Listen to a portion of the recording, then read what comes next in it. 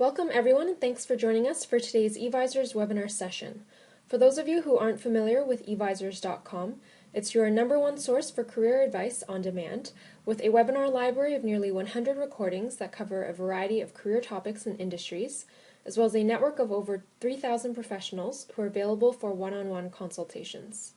You can book a session with any advisor of your choice to get personalized help with mock interviews, resumes and cover letters, or general career conversations.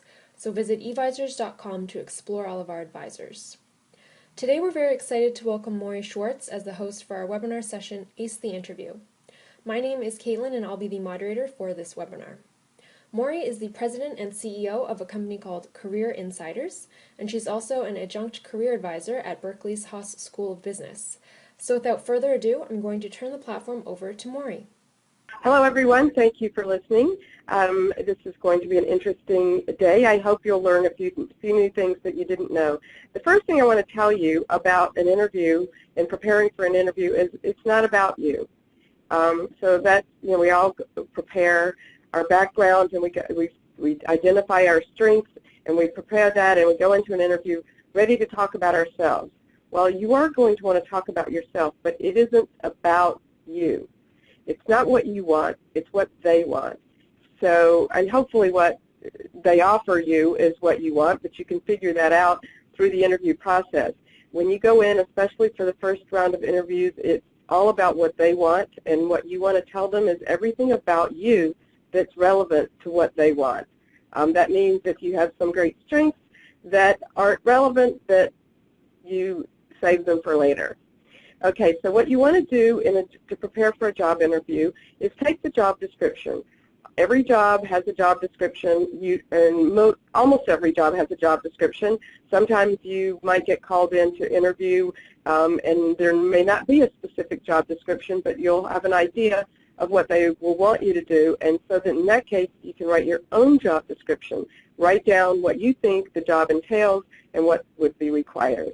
So, but basically most of the time you'll have a job description provided by the employer. Identify the top 4 or 5 priorities. What is it that is most important to them, and when those are the things that they're looking for in you and that you will need to have. So identify the top 4 or 5 qualifications. And then describe your achievements that illustrate how you fulfill these qualifications. So this is all prep, so before you go in, you want to write down, identify those 4 or 5 qualifications, write them down, and then for each one of them, write a story or 2 or 3 about something that you've done that is relevant to that particular qualification. What is it that you have experience in that you want them to know about that will tell them that you can do that for them? Okay, and you want to write them out in complete sentences. Most of the time when people prepare for interviews, they take notes and maybe write bullets, and I've even heard career coaches say just write some bullets down.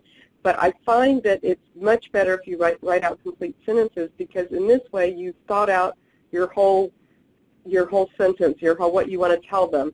Many times when you're in the middle of speaking and describing something, you realize that it might have been better if you had started out with something else, and so you want to go back and do that.